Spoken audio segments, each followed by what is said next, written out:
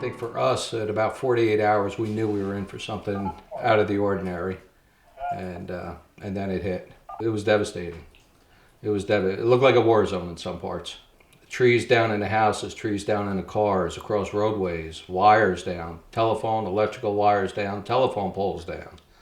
It did knock some of the lights out again, the power down, which knocked out the traffic lights, which is a major, major problem for us. As the days wore on, there was a lot more traffic, people going out, people to sightsee, people to go get food, people to get gas.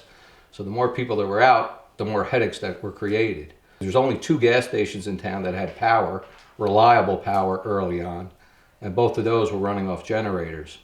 Our job up there was long, long lines, both vehicles and people who walked up carrying cans.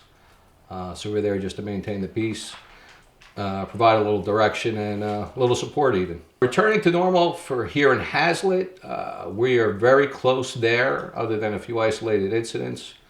But close by, Union Beach, a neighboring town, it's going to be months and years in my opinion. In spite of all the bad things, I will say this. I was surprised, pleasantly surprised, by the number of good gestures I saw. People on the gas lines giving up their spots, giving up cans, just trying to help their neighbors, and which I benefited from tremendously. I have great neighbors, so everybody kind of pulls together, and it's really a good thing.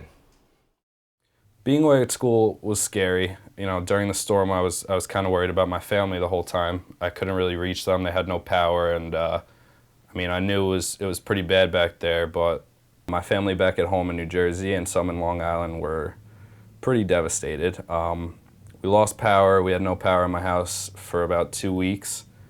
My aunt, who can't really walk well, had 5-foot waves coming down her block.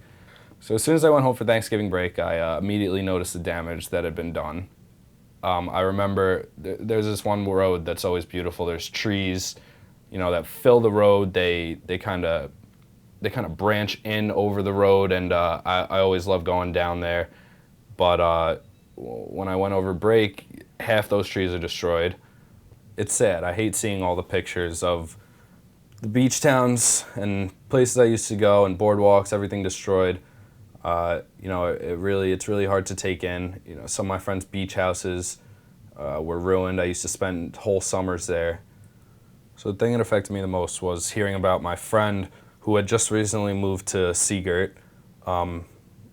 He told me that his house was destroyed and looted after the storm. I felt really bad for him. His family had been going through a lot, and the storm was the last thing they needed. But, you know, besides that, even hearing about my family having to sleep next to the fireplace, or my aunt worried that she's not going to be able to leave her house if water hits the front door, was pretty bad to hear. You know, the storm really gave me an appreciation for my community. After something like this happened, you know, seeing everyone come together, it's been pretty cool. You know, there's been a lot of devastation, but, you know, there's a lot of help.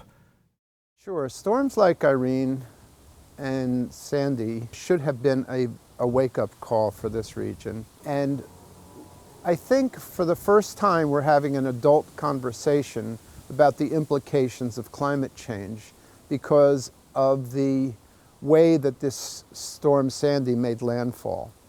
It is so odd to have a tropical hurricane this late in the season not follow the Gulf Stream and stay offshore.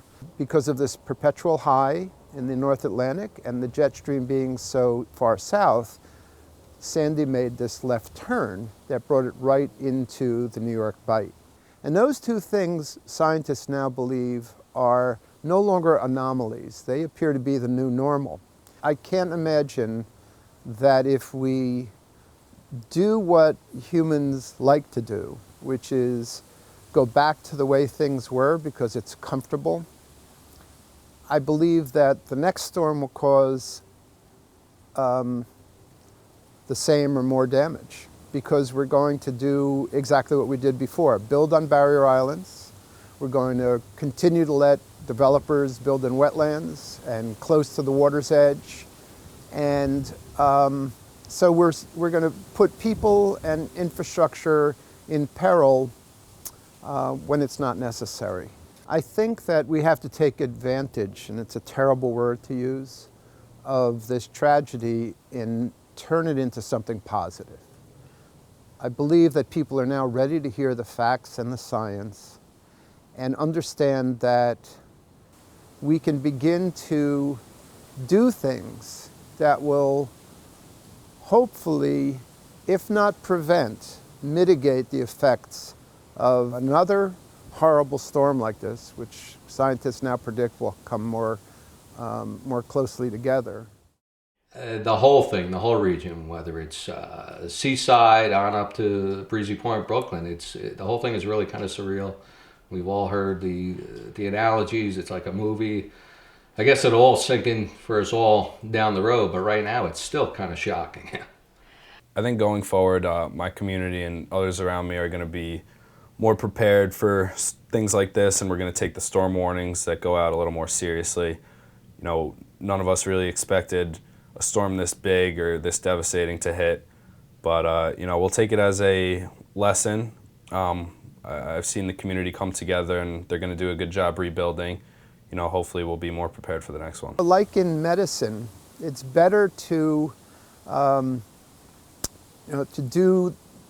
do the appropriate thing beforehand, to do something that prevents a disaster as opposed to treating it after you have the disease.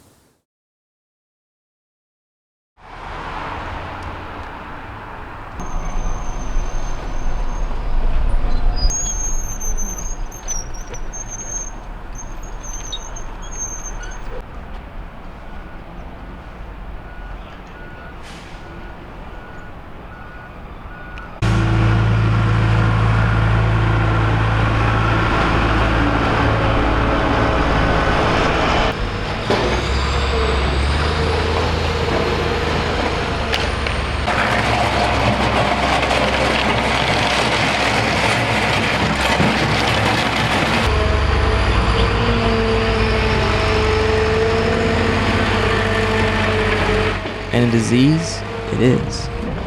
Storms like Sandy won't stop coming, so we need to come up with a vaccine for the climate change virus. But how can we prevent tragedies such as this? Should we just grin and bear it, and merely prepare in advance for the inevitable cleanup? Or can we go on the offensive and stop making ourselves vulnerable to superstorms? Only time will tell whether Sandy's effects will have a lasting impact on us, or if we will do what humans do and slip right back into the shelters of our comfort zones.